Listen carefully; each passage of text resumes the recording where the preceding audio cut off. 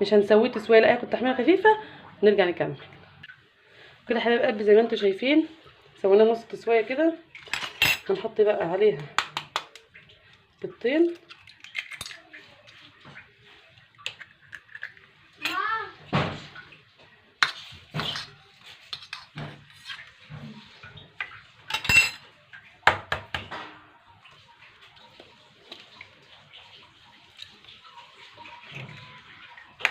وهننزل عليهم بشويه لبن ونحط شويه فلفل اسود وشويه ملح عشان يطري معانا الايه الجلاش ويديه طراوه.